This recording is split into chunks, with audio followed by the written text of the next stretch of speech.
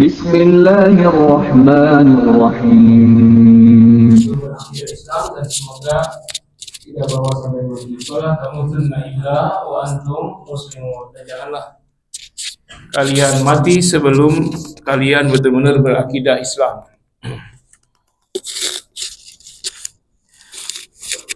Salam dan salam semoga terlimpah dan tercurah buat junjungan kita Nabi tercinta Nabi Muhammad sallallahu alaihi wasallam yang telah mengajarkan kita untuk tetap istiqomah dalam akidah Islam sampai akhir hayat kita sebagaimana yang beliau telah contohkan.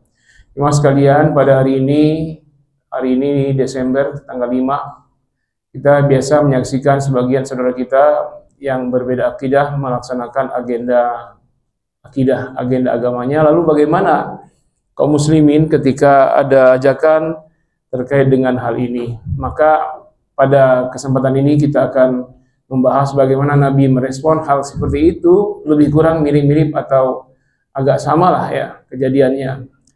Yaitu ketika suatu hari Nabi SAW didatangi oleh para pemuka kafir Quraisy, yaitu diantaranya ada Umayyah bin Khalaf, seorang yang kaya raya, hartanya banyak, tentu saja dengan posisinya sebagai konglomerat memiliki daya pressing untuk orang yang dia ingin mengikuti apa yang dia mau.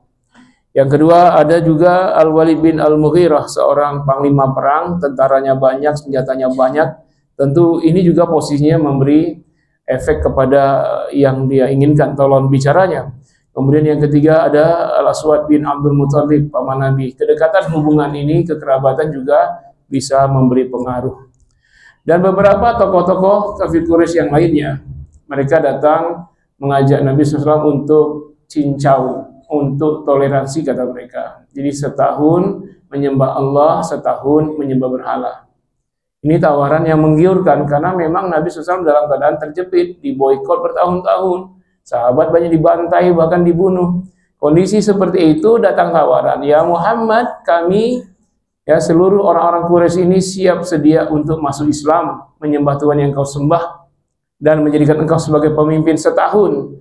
Nah, tahun depannya engkau dan pengikutmu juga menyembah berhala, menyembah apa yang kami sembah dengan sistem kami. Tahun berikutnya engkau lagi, tahun berikutnya kami lagi. Ini adalah solusi terbaik untuk menyudahi perselisihan antara kita. Karena kita mengklaim agama kita yang benar. Kami meyakini agama kami yang benar. Yang engkau salah. Engkau meyakini engkau dan pengikutmu yang benar, kami salah. Padahal kebenaran itu bukan di tangan manusia. Manusia jangan mengklaim-klaim kebenaran. Karena kebenaran itu ada pada Tuhan, hakikatul hak, ya, kebenaran yang hakikat itu pada Tuhan. Nah, ini bahasa ini dipakai dulu, Pak. Dengan tawaran kami ini, ya Muhammad, seandainya di sisi Tuhan yang benar adalah agama engkau, maka kami tidak akan rugi. Kenapa? Karena kami telah andil menyembah Tuhanmu. Nah, sekiranya yang benar agama kami, engkau yang salah di hadapan Tuhan, maka engkau dan pengikutmu juga tidak rugi-rugi amat. Kenapa? Telah ikut serta menyembah Tuhan kami. Jadi siapapun yang benar di antara kita diuntungkan. Ini simbiosis mutualisme, win-win solution.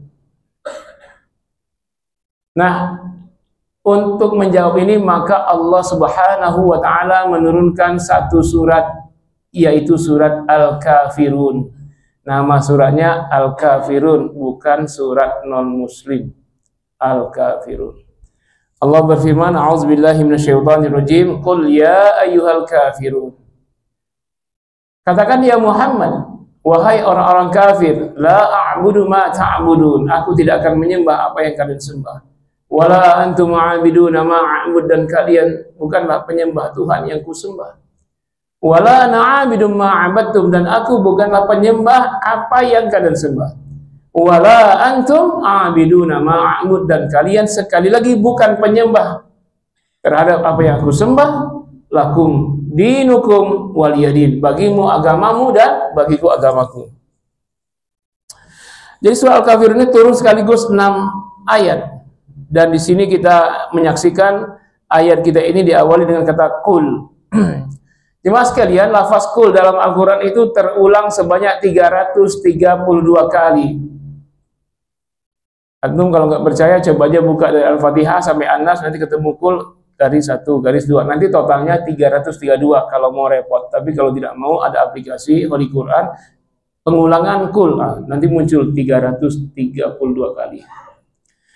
Ketika antum membaca Al-Quran diawali kul atau di tengahnya ada kul, maka langsung connect itu terkait akidah. Ini masalah keimanan.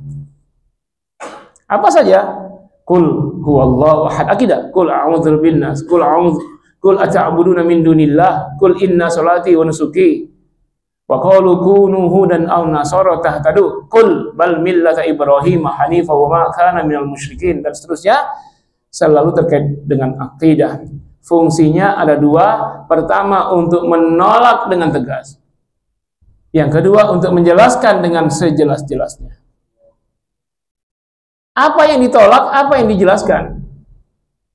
Jadi kul fungsinya untuk menolak dengan tegas dan menjelaskan dengan sejelas-jelasnya pendapat keliru orang lain tentang Islam terkait akidah. Tidak apa-apa, setahun menyembah Allah, setahun menyembah berhala. Kul, tolak pendapat itu, jelaskan kekeliruannya. Nggak apa-apa, kita cuma mengucapin selamat, hati kita tetap berakidah tauhid. Kul, tolak pendapat itu, jelaskan kekeliruannya. Saya akan pelan-pelan ini. Kemudian kata Allah, ya ayyuhal kafirun, wahai orang kafir.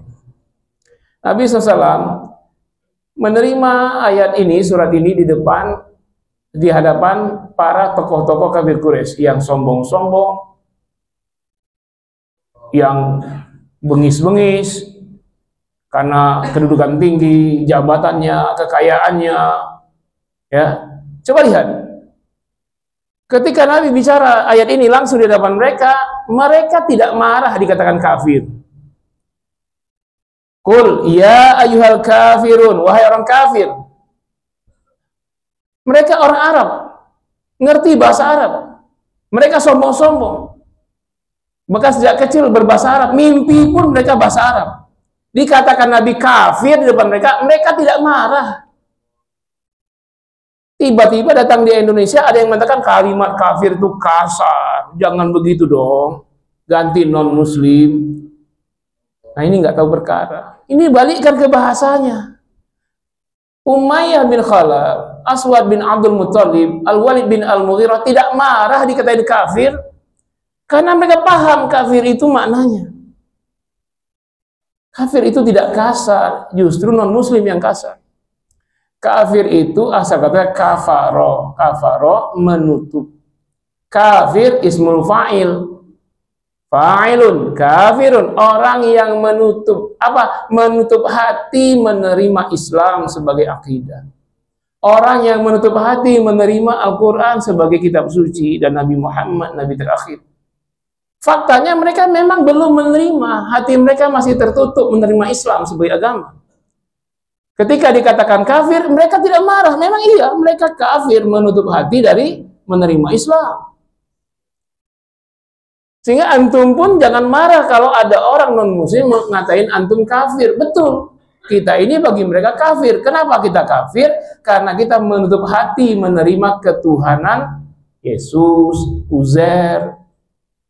Kita menutup hati dari keyakinan menerima Tuhan itu Trimurti, Trinitas. Kita tutup hati kita, tidak terima itu, karena itu kita kafir. Kalau antum dikatain pendeta, dikatain oleh pastor kafir, benar, jangan marah. Kafir menjadi kasar kalau antum ucapkan sesama muslim.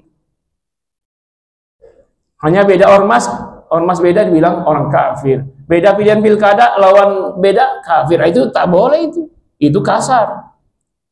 Kalau non-muslim secara bahasa, muslim itu orang yang memperjuangkan dan menerima perdamaian. Non-muslim tidak mau damai secara bahasa. Jadi sudahlah, jangan diganti ayat ini. Sudah, qul ya ayyuhal kafirun, jangan diganti qul ya ayyuhan non-muslim. Enggak usah merubah ayat. Dah. Itu yang kedua. Nah, sekarang kita lihat ayat ini ya. Kita lihat ayat-ayat ini, ada yang sama dan ada yang mirip. Antum lihat di ayat 2 dan ayat 4. Ayat 2 berbunyi, la a'budu ma ta'budun. Aku tidak akan menyembah apa yang kalian sembah. Ayat 4, wala ana 'abidum ma 'abadtum, dan aku bukanlah penyembah apa yang kalian sembah. Mirip. Ayat 3 dan 5 sama persis tulisannya dan terjemahnya. Wala antum 'abiduna ma a'bud, dan kalian bukanlah penyembah apa yang aku sembah. Pertanyaannya, kenapa Al-Quran mengulang-ulang ayat yang sama atau mirip? Bukankah cukup sekali saja? Kok diulang-ulang? Ini mubazir kata. Maka kita jawab, tidak ada yang mubazir kata dalam Al-Quran, karena semuanya, jangankan kata, titik saja sangat berarti. Tidak ada yang mubazir, walaupun berulang. Antum baca surah Ar-Rahman itu kali ayat fabi ayyi ala'i rabbikuma tukadziban 31 kali. Itu apa mubazir kata? Kalau belum mendalami tafsirnya, ia akan berkata begitu. Tapi kalau sudah ngaji, oh begitu, oh begitu. Pengulangan dalam Al-Quran, at-tikraru fil Quran itu, yang pertama, kalau ada ayat yang berulang, fungsi yang pertama, litaukid, penegasan. Ini perkara penting, bukan remeh-temeh. Yang kedua, pengulangan yang ada dalam Al-Quran itu menunjukkan lil istiqamah, konsisten jawabannya. Artinya seorang yang mengaku umat Nabi Muhammad, ketika mendapat tawaran yang sama, jawabannya jangan beda dengan nabinya, konsisten. Jawaban Nabi ini, jawaban umat Nabi begitu sama. Jangan Nabi jawab A, umatnya jawab Z. Kita umat siapa? Hah? Konsistensi jawaban. Yang ketiga, adapun pengulangan itu tidak sama persis kalau kita mau mendalami lebih dalam secara tafsiriyah. Bahkan kesamaan itu memiliki makna yang banyak, ma'ani katsirah, maknanya banyak. Nah, kita lihat. Yang pertama, ayat 2 dan 4 itu mirip. La a'budu ma ta'budun. Aku tidak menyembah apa yang kalian sembah. Ayat 4, wala ana 'abidum ma 'abadtum. Kalian bukanlah penyembah apa yang, dan aku sekali lagi bukan penyembah apa yang kalian sembah. Kalau sekedar lihat terjemah mirip, tapi coba sedikit saja kita masuk secara lughah. Dalam ilmu nahwu itu bab-bab paling awal itu bicara soal tensis. Kan bahasa Inggris juga begitu ya, awal-awal bicara tensis. Kita lihat ayat 2 dan ayat 4 yang mirip itu apa bedanya? Coba lihat. Di ayat 2, la a'budu ma ta'budun. Antum keluarkan dua lafaz, yaitu a'budu dan ta'buduna. Kalau kita kategorikan kepada jenisnya, dia adalah fi'il mudhari, al-fi'lul mudhari. Apa itu? Al-fi'lul ladzi tadullu ala amalin fi zamanil hadir wal mustaqbal bal istimrar. Yaitu tensis yang menunjukkan perbuatan hari ini, sekarang, dan akan datang, dan selanjutnya, dan seterusnya. Itu mudhari. Bahasa Inggrisnya itu continuous, and the future, and the forever. Now and next and forever. Sekarang, akan datang, selamanya.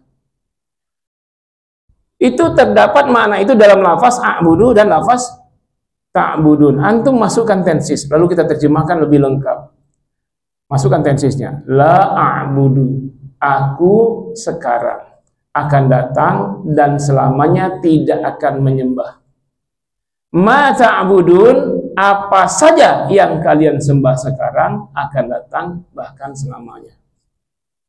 Jadi kalau antum mau tulis terjemah ayat 2-nya itu, la a'budu ma ta'budun.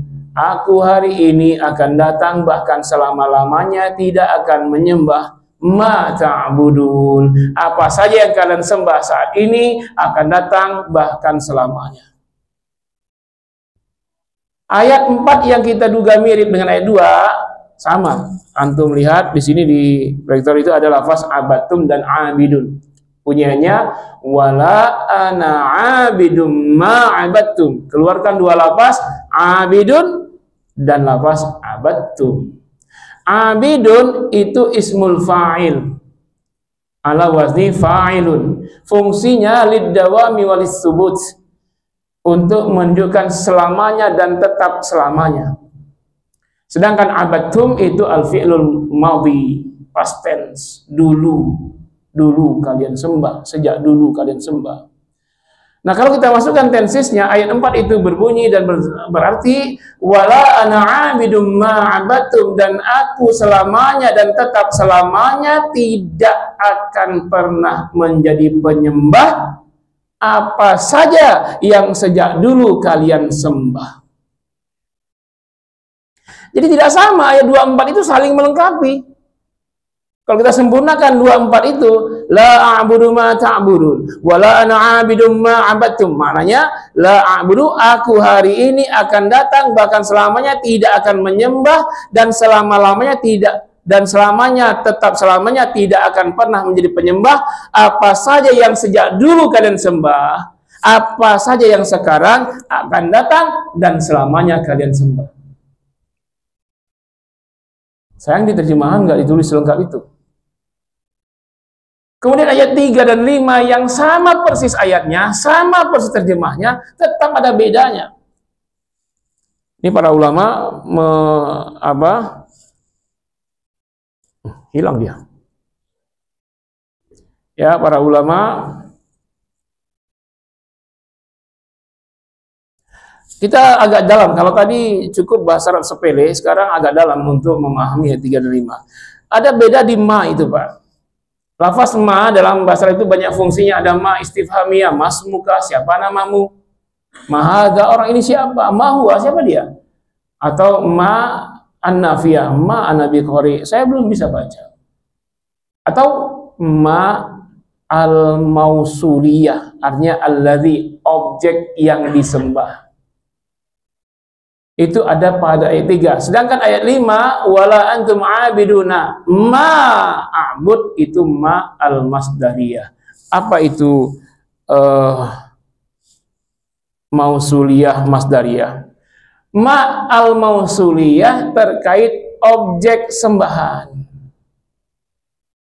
Tidak mungkin mereka yang mengatakan akan menyembah Allah setahun itu menyembah Allah, hanya pura-pura. Tidak mungkin mereka menyembah Allah sebagaimana tidak mungkin orang Islam menyembah berhala, menyembah Trinitas, menyembah Trimurti atau Tri Astuti. Kalau itu disembah, itu nggak mungkin. Karena akidah tidak seperti itu. Nah, kalau ma al-masdariyah itu terkait dengan al-masdariyah, cara, terkait dengan gerak, terkait dengan gambar, suara, bunyi, dan lain-lain. Itu tidak boleh juga kalau dia terkait akidah. Kalau tidak terkait akidah, boleh. Anda ngucapin selamat pagi, ada kaitan akidah? Nggak ada, boleh. Selamat milad Muhammadiyah, tidak ada kaitan dengan akidah, silakan. Kalau terkait akidah nggak boleh. Mau ucapan, tulisan, mau gerakan, nggak boleh. Kalau sudah terkait akidah, misalnya Lionel Messi nyetak gol, kemudian dia selebrasi, lalu dia angkat tangannya satu ke kepala, satu ke kanan, satu kiri, di 3 titik simbol Trinitas. Itu walaupun cuma gerak tubuh menjadi haram dikerjakan seorang muslim. Walaupun hanya gerakan. Gambar juga, apa saja, gambar, apa simbol, misalnya ada ibu-ibu dikasih suaminya emas, kalung, lalu ada salibnya, nggak boleh. Atau antum menulis tulisan yang ada font T. T itu sejak lahir ada kakinya, ada ekornya. Tahu tuh T-nya disunat, ada fontnya kan, itu kan? Jadi salib T-nya itu sudah tidak boleh, karena sudah simbol. Itu kalau terlihat tulisan atau gambar. Nah, kalau terucap bagaimana? Sama. Kalau ucapan mengarah ke sana, itu terlarang. Ini di ma'al mausuliyah. Ucapan selamat ketika kalau anaknya lulus ujian, naik kelas selamat, naik uji selamat, lulus ya selamat, itu boleh. Nggak ada kaitan dengan akidah. Tapi pas momen mereka sedang Natalan, selamat ya, ucapan itu terlarang. Di sini larangannya. Ustadz, saya cuma ngucapin lisan doang, hati saya tetap meyakini Allah tak punya anak. Gak ada kaitan saya dengan ucapan saya. Pertama, seorang muslim tidak boleh memiliki lisan yang berbeda dengan hati. Kalau beda, munafik. Yang kedua, lisan itu bukan sepele. Penentu seorang itu menjadi muslim atau tidak, lisan. Kalau dia yakin kepada Allah, dia telah beramal, mau haji, mau umroh, mau apa saja, tapi belum lisannya bersyahadat, belum muslim dia. Walaupun sudah haji berkali-kali. Kalau dia tidak bersyahadat, dia pendeta misalnya. Begitulah Abu Thalib, paman Nabi, sangat dekat dengan Nabi, membela Islam dengan hartanya, dengan nyawanya, menjaga Nabi Muhammad, tetap saja tidak selamat karena lisannya belum bersyahadat. Jangan anggap sepele lisan. Banyak dalil lain ya soal lisan itu.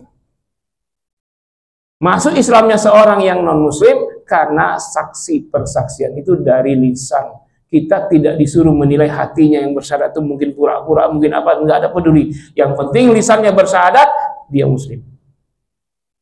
Jangan sepelekan. Ini larangannya di ma'al masdariyah. Nah, lalu pertanyaannya, bagaimana toleransi itu dijaga? Ayat 6 itu, lakum dinukum waliyadin. Bagimu kesyirikanmu, bagiku ketauhidanku. Jadi mereka syirik, ya udah, mereka agama syirik sudah. Ngakui Allah punya anak, ngakui ini segala macam.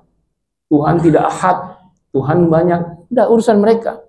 Sekaligus kalimat ini Islam mengakui adanya keyakinan agama di luar Islam.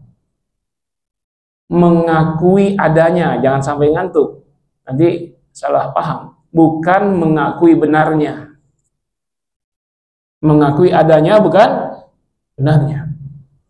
Dengan kalimat ini maka seorang muslim tidak boleh mengganggu mereka yang ibadah. Tidak boleh mengaku mereka yang sedang ritual. Tidak boleh menyakiti orangnya, tidak boleh merusak rumah ibadahnya, tidak boleh merusak jalan yang akan menuju ke tempat ibadahnya, atau membulinya, atau mengancam dengan bom Natal, bom ini. Melakukan itu terlarang, dosa besar, melanggar ayat ini. Tak boleh Pak, mengganggu mereka. Tapi sebaliknya waliyadin tak boleh juga ikut-ikutan. Itu toleransi. Kalau ikut-ikutan itu namanya intervensi, bukan toleransi. Nah sekarang toleransi itu bukan nyama-nyamain yang beda. Toleransi itu maknanya merawat dan menjaga perbedaan, bukan memaksakan yang beda jadi sama. Itu otoriter itu, maksa-maksain. Sudah jelas beda, ya sudah. Lalu kita saling menghormati atas perbedaan, itulah toleransi. Bukan maksa-maksa biar jadi sama, biar jadi benar semua. Coba kita lihat, ada hadis Nabi ini. Kita dikatain apapun, kalau itu keyakinan mereka, enggak apa-apa. Antum dikatain domba. Domba itu binatang, sudah binatang domba. Domba sesat lagi. Kalau itu keyakinan mereka, antum tak usah tersinggung. Tidak masalah. Untuk mereka menjaga umatnya, mengatakan di luar mereka sesat. Nggak ada masalah. Mereka yakin agamanya benar, di luar mereka salah, itu tidak masalah. Sebagaimana kita yakin kita benar, mereka salah. Nah, atas perbedaan keyakinan itulah kita toleransi. Bukan yang beda itu kita paksain disama-samain dengan bahasa dihalus-halusin. Sudahlah, memang sudah beda keyakinan. Jadi toleransi itu merawat perbedaan, bukan memaksakan agar sama. Di hadis qudsi Bapak sekalian, ini keyakinan kita. Ini Allah, hadis qudsi itu wahyu Allah turun pada Nabi, lalu lafaznya dari redaksi lisan Nabi, itu hadis qudsi. Kalau lafaz dan maknanya dari Allah, itu namanya Al-Quran. Kalau makna dan lafaznya dari Nabi, namanya Al-Hadis An-Nabawi. Nah, kalau hadis qudsi, wahyu Allah turun pada Nabi, kemudian dikeluarkan dengan lisan Nabi. Itu hadis qudsi, bukan kursi. Kalau kursi itu ayat kursi. Nah, itu kalau orang kesurupan baca ayat kursi, Pak. Nah, kalau dibaca ayat kursi belum juga sadar, lemparin kursinya. Nah, sadar dia. Hadis qudsi, wahyu Allah, sahih di Imam Bukhari, Muslim, berulang-ulang banyak hadisnya itu. Ditemukan banyak di kitab Bukhari, kitab Muslim, dan juga di para perawi hadis yang lain. Ini saya tidak ada kaitan dengan agama lain. Ini agama Islam, keyakinan kita, dan ini hadis qudsi. Haddatsana Abul Yaman, haddatsana Syu'aib, haddatsana Abu Zinad anil A'raj an Abi Hurairah radhiyallahu anin Nabi sallallahu alaihi wasallam qala. Nabi bersabda, qala Allah Ta'ala, Allah berfirman, kadzdzabani ibnu Adam wa lam yakul lahu dzalik, wa syatamani ibnu Adam wa lam yakul lahu dzalik. Fa amma takdzibu iyai fa qawluhu la yu'idani kama bada'ani wa laysa awwalul halqi bi ahwan alayya min i'adatihi. Wa amma syatmuhu iyai fa qawluhu ittakhadallahu waladan wa anal ahad as-samad lam alid wa lam ulad wa lam yakun li kufuwan ahad. Nabi bersabda, Allah berfirman, anak Adam telah mendustakanku, padahal tidak pantas dia mendustakanku. Anak Adam telah mencaci makiku, padahal tidak pantas dia mencaci makiku. Fa amma takdzibu iyaya, adapun kedustaan anak Adam padaku, fa qauluhu la yu'idani, mereka berkata, aku tidak mampu mengembalikan hidup kembali. Ini nggak yakin manusia akan berbangkit setelah kiamat. Nah, kalau tidak yakin itu mendustakan Allah. Padahal kata Allah, walaysa awal khalqi bi ahwana alayya min i'adati, padahal awal penciptaan tidak lebih mudah daripada membangkitkan hidup kembali. Maksudnya, kita sudah ada sekarang di dunia. Adanya kita di dunia ini dari tidak ada. Ya kan? Antum 100 tahun yang lalu di mana? Enggak ada kan? Nah, sekarang sudah ada. Coba ada enggak ada? Coba cubit pipinya. Kita dari tidak ada menjadi ada. Sudah ada faktanya sekarang dan kita yakin kita ada. Kalau berbangkit itu bukan penciptaan dari tidak ada. Berbangkit itu pengembalian dari pernah ada menjadi ada. Sekarang pertanyaannya, mana yang lebih sulit? Dari tidak ada menjadi ada, atau dari pernah ada kembali ada? Mana yang lebih sulit? Dari tidak ada. Nah, sekarang kita ada, ini lebih mudah ini. Yakin nggak kita ada sekarang? Maka lebih yakin lagi dengan hari berbangkit. Kalau tidak yakin, itu mendustakan Allah. Satu. Yang kedua, wa amma syatmuhu iyai, adapun caci maki anak Adam terhadapku, fa qauluhu, mereka berkata, ittakhadallahu waladan, Allah punya anak. Itu mencaci maki Allah. Jadi bagi kita seorang muslim, bagi kita muslim, saya tidak menyebut agama Islam. Kalau ini dipotong semenit-semenit nanti mereka tersinggung. Kalau mau di-share semuanya dari awal. Jadi pemahaman kita meyakini Allah punya anak. Bukan kita, Allah sendiri yang ngomong ini. Hadis qudsi. Apalagi diperingati sedunia, maka peringatan kelahiran anak Tuhan itu adalah peringatan mencaci maki Allah sedunia. Antum mau ikut mencaci maki Allah sedunia? Ikut? Atau tidak ikut cuma ngucap selamat? Gimana? Lagi viral, Pak, ada seorang penjual es dicaci maki dari atas panggung, ketawa-ketawa. Itu anaknya menangis tak henti-henti berhari-hari. Coba ayahmu pedagang es dicaci maki orang, lalu kamu sampaikan kepada orang itu selamat. Di mana otak?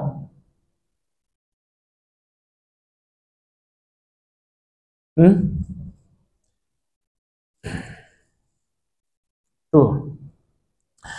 Kata Allah, wa anallahu ahad, aku Allah ahad, tunggal. As-samad, semuanya bergantung pada aku dan aku tidak pernah bergantung pada semuanya.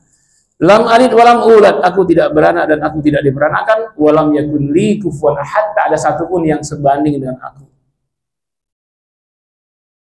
Silakan yang mau mengingkari hadis ini. Nah, kalau kita lihat Al-Quran, surat Maryam, Maryam pakai M kalau dalam Al-Quran, jangan dibuang M-nya. Surat Maryam dari ayat 88 sampai ayat 92. Ini muter Pak, 88, 89, set gitu. 88. Wa qalu ittakhadar rahmanu walada. Mereka berkata, Allah yang Maha Pengasih punya anak. Yahudi mengatakan Allah punya anak. Nasrani, orang-orang kafir Quraisy mengatakan malaikat anak perempuan Allah. Mereka di sini siapa? Mereka siapa, Pak? Mereka yang meyakini Allah punya anak, Yahudi, Nasrani, orang-orang kafir Quraisy. Tapi lihat ayat berikutnya, terjadi iltifat, pengalihan lawan bicara dari mereka itu orang ketiga menjadi orang kedua. Laqad ji'tum syai'an idda, sungguh kalian mendatangkan perkara yang teramat mungkar. Kalian siapa di ayat ini? Orang yang beriman. Mereka mengatakan Allah punya anak. Kata Allah, sungguh kalian telah mendatangkan perkara yang mungkar. Yang ditunjuk hidung orang yang beriman, yang dimarahi Allah orang beriman. Pelakunya siapa? Mereka yang tidak beriman. Kenapa? Karena kita seringkali tidak mau bertanggung jawab melepaskan diri. Orang-orang mengatakan Allah punya anak.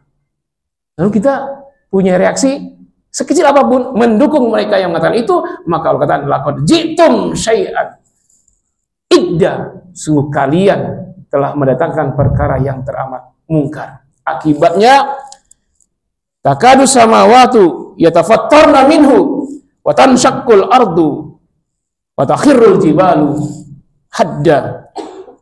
Hampir saja langit pecah, langit runtuh, bumi terbelah, gunung-gunung hancur lebur. Anda'u lirrahmani walada, karena mereka, balik ke mereka lagi, karena mereka menyatakan Allah punya anak. Mereka, kalian, mereka.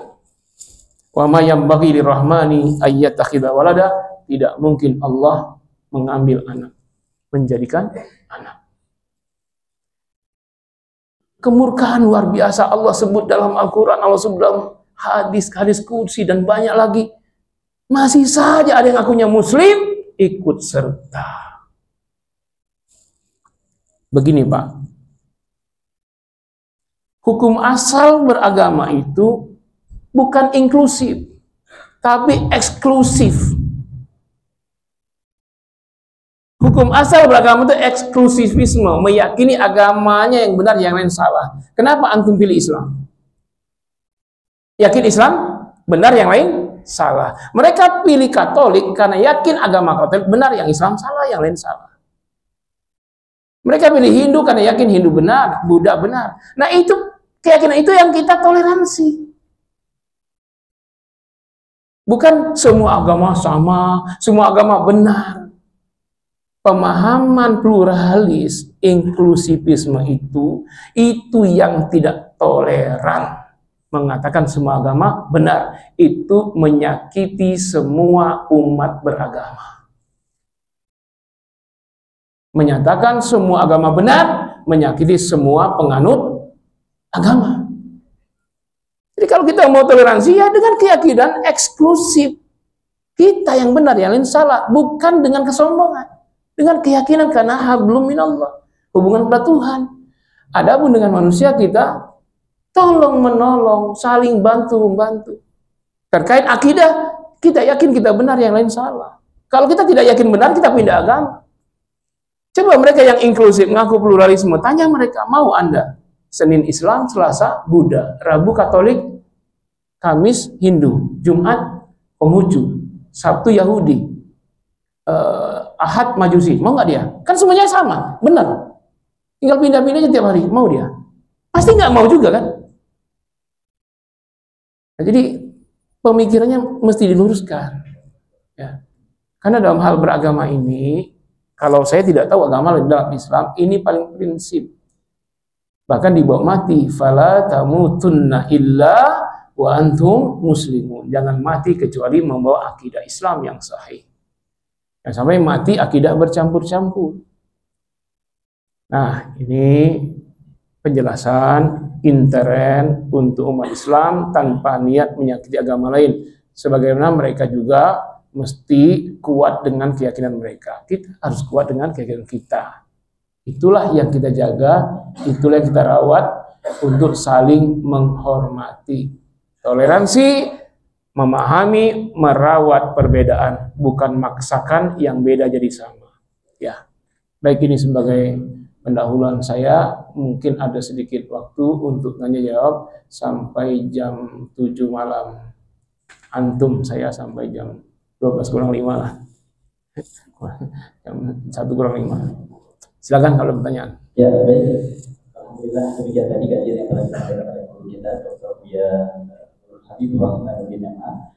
Sebelum majelis ini diakhiri, barangkali ada pertanyaan yang ingin disampaikan oleh para jamaah. Silakan.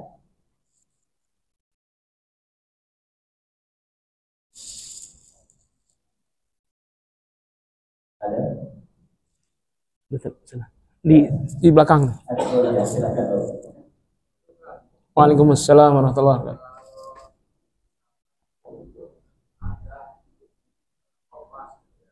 Ada? Ormas?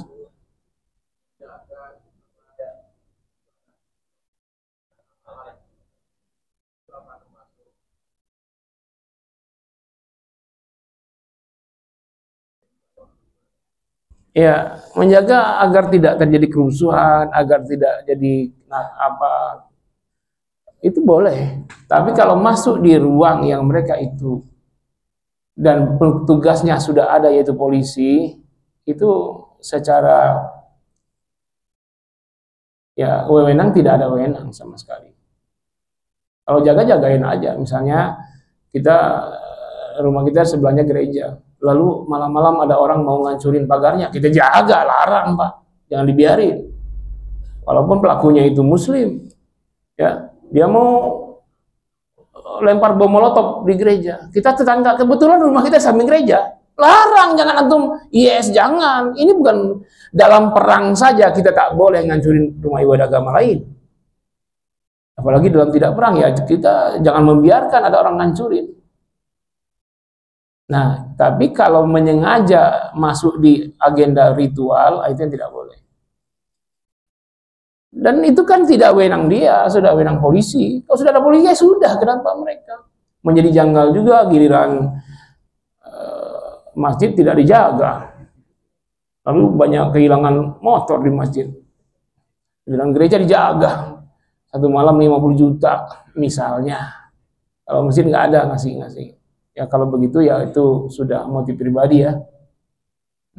Jadi harus jaga Pak. Jangankan hari Natal, setiap hari Anda sebagai orang yang tinggal samping gereja, jagain tuh. Jangan sampai ada yang mau bakar, jangan sampai ada yang mau merusak pagar, ngelepasin kusen dijual ke situ. Bukan, jangan. Pagarnya besi dijual ke besi tua. Jangan dibiarkan itu, jangan. Ya. Harus dijaga. Termasuk rumahnya non-muslim, tetangga non-muslim, jaga. Tiap hari berbuat baik. Nah ini yang diajarkan Islam, berbuat baik kepada tetangga non-muslim setiap hari. Besok Sabtu, tegur sapa, ayo main pingpong, main bulu tangkis, futsal, sama-sama lah. Masa nggak diajak Pak, satu RT ada 2 kakak non-muslim nggak diajak? Nggak boleh lah, diajak. Nah tapi ketika momen ritual, kita minta maaf, tidak bisa ikut serta. Ini nggak pernah bantu saudaranya, sekali-sekalinya pas tanggal 25 ngirim makanan. Mau ngirim makanan tiap hari. Jangan sekali setahun saja. Ya, berbuat baik itu setiap hari, ajaran Islam, bukan sekali. Hanya berbuat baik hanya untuk simbol, apalah gunanya? Hanya untuk simbol saja. Islam itu kebaikan itu betul-betul akhlak. Akhlak itu tabiat yaumiyah, itu akhlak. Kebiasaan harian itu akhlak. Kalau cuma sekali setahun bermuka baik, semuanya cerah, enak-enak, apa senyum, sekali setahun itu bukan akhlak. Akhlak itu setiap hari, Pak. Contoh akhlak itu perbuatan spontan. Kalau spontan tiba-tiba menghina tukang es, itu akhlak itu. Setelahnya berbuat baik, itu topeng. Akhlak itu yang spontan. Ketika ngatain tukang jual kopi misalnya, itu yang spontan, itu akhlak. Yang ketawa terbahak-bahak sampai mulutnya selebar pintu masuk stadion, itu akhlak itu. Yang spontan. Tapi kalau sudah berikutnya itu udah kamuflase, itu topeng. Jelas ya, Pak? Ya. Baik, pertanyaan pertama saja, Pak. Masih ada waktu, barangkali ada yang mau bertanya kembali, dan silakan. Ya, silakan. Kalau kita bekerja anggap aja di negara Amerika Serikat ya, yang mayoritas itu Islam semua. Kita di hari rayanya Natal, kita diminta memakai atribut Natal. Itu bagaimana? Antum bawahan, mereka atasan. Anggapnya saya bekerja di sana sebagai bawahan lah. Waktu ngelamar kerja ada nggak diktum tugasannya di antara lain ikut Natalan, ada nggak di situ? Waktu akad? Nggak ada, ya sudah nggak usah ikut. Kalau ada, jangan masuk kantor itu, cari kantor lain. Itu berlaku sama, mau Muslim ada di Amerika atau di Arab sama, Pak. Larangan hukum Islam itu tidak ada pilih kasih. Haram bagi minoritas yang di negara Muslim, haram juga bagi mayoritas. Haram bagi, misalnya haram makan babi, maka pejabat haram, rakyat haram. Wajib sholat, wajib pejabat, wajib rakyat. Nggak ada beda. Kalau hukum syarak begitu. Jadi kalau antum kebetulan pejabat, misalnya ketua RT, ya sama, haram juga. Walaupun tidak ketua RT haram, ya ketua RT juga haram. Apalagi wali kota, apalagi presiden, lebih haram lagi. Ya. Jelas ya. Kalau tidak masuk tugas kerja ya sudah, aman kita. Ini kan kita liburan. Ngisi kekosongan waktu kan tanggal merah mungkin ya. Di sana tanggal merah nggak di Amerika itu? Ya, baik. Pertanyaan kedua telah terjawab. Ada lagi Mas sekalian? Silakan.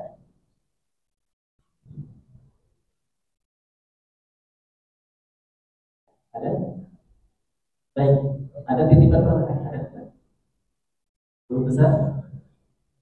Ada yang bertanya? Ya, ini ada titipan pertanyaan, Ustaz. Kalau berkaitan tentang Natal kan sudah sedikit banyak, sudah mulai banyak yang mengerti. Tapi berkaitan tentang tahun baru itu kan urutannya daripada biasanya Natal tahun baru. Lalu bagaimana? Apakah kemudian ketika ada seorang Muslim mengikuti perayaan tahun baru, apakah akan rusak akidah? Kalau penghitungan tahun karena rotasi fisika yaitu matahari itu nggak ada masalah, itu ilmu pengetahuan, nggak ada masalah. Ya tapi kalau memperingati tahun barunya itu dimeriahkan karena ada filosofi awalnya itu kan tahun paganis ya, Yunani ya. Yunani apa itu? Yunani kuno ya, yang pagan, dewa-dewa itu, Romawi. Kalau ditarik ke sana, itu penamaannya itu bukan Masehi, namanya itu tahun Gregorian. Kalau antum cari di internet nggak ada Masehi, yang ada Gregorian calendar. Itu dari Paus Gregorius.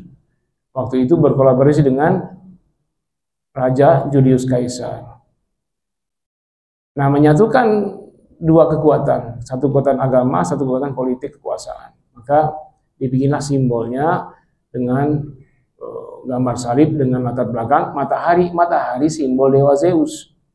Nah, anaknya itu dewa Janus. Pakai J, Janus. Bermuka dua, satu ngadap depan, satu ngadap belakang. Jadi diperingatilah setiap Januari itu dewa Zeus dan dewa Janus sekaligus kolaborasi dengan Yesus. Nah itu kalau sampai ke situ maka itu terlarang juga. Dalam ayat disebutkan wala yashhaduna zur. Ibadur Rahman, hamba Allah itu tidak ikut-ikutan dalam perkara az-zur, yaitu perayaan keyakinan agama lain. Nah, itu tidak ikut-ikutan. Tidak ada ustadz, kita cuma ikutin pergantian tahun. Nah, ketika Hijriah begitu juga enggak? Sepi. Nah, itu ketidakadilan itu. Antum sepi saja kalau Hijriah. Tapi kalau Masehi sekarang udah habis di booking semua, itu hotel di Bali habis, di puncak sudah tidak ada lagi. Belum acara sudah di booking habis. Itu kalau ada kaitan dengan itu maka terlarang juga. Ya.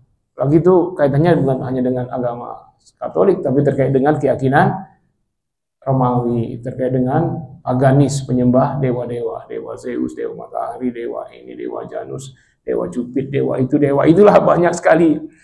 Dan penamaannya juga dari nama dewa, Janus, dewa Januari, Januari dewa Janus, dewa itu, Julius Caesar. Jadi sebaiknya tidak ikut-ikutan termasuk hal itu. Kalau mengisi waktu kosong silakan. Karena waktu kosong, tidak ada agenda, kita kumpul keluarga, jalin silaturahim, tanya adik kita gimana kondisinya, belum bayar kontrakan berapa bulan, bantu, yang anaknya belum bayar sekolahan, bayarin, nah, saling silaturahim, kakak adik ngumpul di rumah induk, silahkan. Atau mau silaturahim apa? Kosong waktu kita adain tabligh akbar di masjid kita. Tapi jangan judulnya dalam rangka memperingati tahun baru, bukan, dalam rangka mengisi kosong waktu. Tabligh akbar, ya, nah, itu temanya aja yang membedakan. Memang yang membedakan amal itu di niat. Perbuatan bisa sama saja, tapi niat yang membedakan. Niatnya ngapain tuh malam tahun baru? Dalam rangka tahun baru bisa terlibat, tapi dalam rangka mengisi kosongan waktu, yang waktu tanggal merah lainnya juga sama, mengisi kayak gini juga ya nggak masalah. Itu saja. Ya, baik, alhamdulillah. 3 pertanyaan telah terjawab. Ada lagi pertanyaan terakhir dari Bapak sekalian? Silakan. Baik, karena tidak ada pertanyaan lagi, kami serahkan pada beliau. Baik, jemaah sekalian, demikian ya, mudah-mudahan bisa sedikit menambah satu tetes wawasan di antara wawasan yang sangat banyak. Silakan antum menggali lagi dari berbagai majelis ta'lim, dari berbagai guru untuk menjadi keputusan, tetapi setiap yang kita terima tolong dikuatkan dengan hujahnya. Yang pertama hujah syar'i berdasarkan tuntunan Al-Quran, Sunnah dan para sahabat, bagaimana kebiasaan sahabat. Dan yang kedua hujah secara akal, ya kan? Tadi kan kalau kita banding akal, ayah kita dihina sebagai tukang es aja kita marah. Bagaimana kalau Allah dicaci maki, masa kita ucapin selamat? Masa kita ikut serta? Dan itu yang mengatakan bukan manusia, Allah sendiri yang mengatakan, menyatakan Allah punya anak, sama saja mencaci maki Allah. Lalu dikoordinir lagi sebanyak-banyaknya manusia sedunia ini. Masa kita ikut campur sebagai hamba Allah yang menyatakan muslim orang yang menyerah, tak tunduk, pasrah total kepada Allah. Ya, jadilah kita muslim yang kafah, jangan parsial. Ya ayyuhalladzina amanu dkhulu fis-silmi kafah. Masuk Islam itu totalitas, jangan sebagian-sebagian. Sebagian-sebagian juga tidak akan selamat. Afatu'minuna bi ba'dil kitab wa takfuruna bi ba'd. Apakah kamu hanya mengamalkan sebagian ayat, mengingkari yang lain? Fama jazaa'u man yaf'alu dzalika minkum illa khizyun fil hayatid dunya. Akibatnya kehinaan di dunia. Wa yaumal qiyamati yuradduna ila asyaddil azab. Di akhirat akan dikembalikan kepada azab yang sedahsyat-dahsyatnya. Itu kalau mengamalkan Islam setengah, meninggalkan setengah. Apalagi sama sekali ditinggalkan semua ajaran Islam, maka lebih dahsyat dari itu. Semoga kita selamat dunia, selamat akhirat, masuk surga tanpa hisab bersama Nabi SAW di akhirat kelak. Demikian dan mohon maaf pada waktu mohon ampun. Wassalamualaikum warahmatullahi wabarakatuh. Bismillahirrahmanirrahim.